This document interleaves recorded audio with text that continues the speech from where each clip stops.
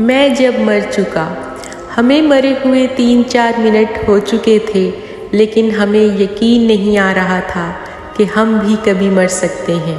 میرے ساتھ والی قبر میں ایک سمارٹ خوبصورت مردہ تھا۔ میں نے اس سے پوچھا، تم نے کبھی سگریٹ پیا؟ اس نے انکار میں سر ہلا دیا۔ کبھی شراب، چرس، گانجا پیا ہو؟ اس کا سر انکار میں ہلتا رہا۔ کبھی رش ڈرائیونگ کی، پانی میں اندھی چھلانگ لگائی؟ تم لوگوں سے الجھ پڑتے ہو؟ اس نے انکار میں سر ہلایا اور دکھی آواز میں بولا، میں نے زندگی میں کبھی کوئی غلط کام نہیں کیا۔ میں نے پوچھا، تمہاری عمر کتنی تھی؟ اس نے جواب دیا، صرف 32 سال۔ میں نے پوچھا، پھر تم کیسے مر گئے؟ اس نے کہا، میں بھی اس بات پر حیران ہوں کہ میں کیسے مر سکتا ہوں۔ میں اپنے لاؤنج میں ٹی وی دیکھ رہا تھا، مجھے اچانک سینے میں درد محسوس ہوا۔ میں نے چائے کا کپ میز پر رکھا، دوہرا ہوا اور اس کے بعد سیدھا نہیں ہو سکا، میں مر گیا۔ میں نے پوچھا، تمہاری اس وقت سب سے بڑی خواہش کیا ہے؟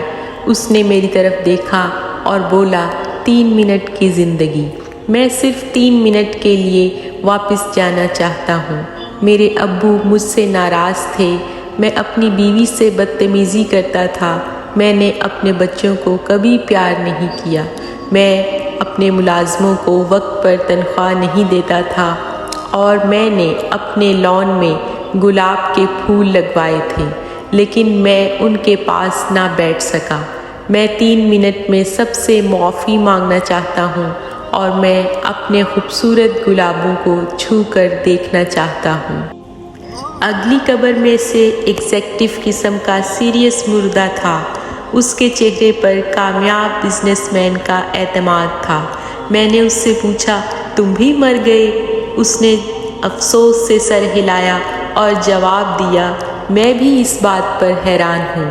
میں دنیا کے بہترین ڈاکٹر، اعلیٰ ترین ہسپتال اور مہنگی ترین دوائیں افورڈ کر سکتا تھا۔ میں نے دنیا کی مہلک ترین بیماریوں کی ویکسین لگوا رکھی تھی۔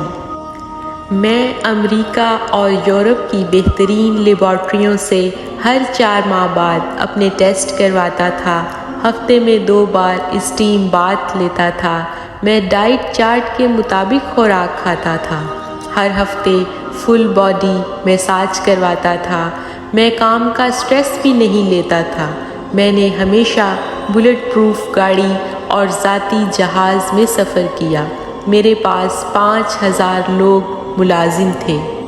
میں بس چاہتا ہوں 3 منٹ کی زندگی۔ میں واپس جا کر اپنی ساری دولت کسی مدرسہ یا ویلفیئر کے لیے وقف کرنا چاہتا ہوں۔ میں اس سے بڑا اسلامک ادارہ بنانے کا حکم دوں گا اور پھر واپس آ جاؤں گا۔ ہم ہمیشہ یہ کہتے رہتے ہیں کہ ایک بار گھر کی ذمہ داریاں پوری ہو جائیں تو پھر نماز پڑھوں گا، داڑھی رکھوں گا، حج کروں گا، خدمت کروں گا، لیکن اچانک بلاوا آ جاتا ہے اور ہمیں یہ سب کرنے کی مہلت نہیں ملتی۔ اس لیے عقل مندی کا تقاضا یہی ہے کہ موت کو کثرت سے یاد کیا جائے اور دنیا میں رہ کر موت اور اس کے بعد کی تیاری کی جائے۔ اللہ تعالیٰ سے دعا ہے کہ اپنے پیارے حبیب حضرت محمد صلی اللہ علیہ وآلہ وسلم کے طفیل ہم سب کا خاتمہ ایمان پر فرمائے۔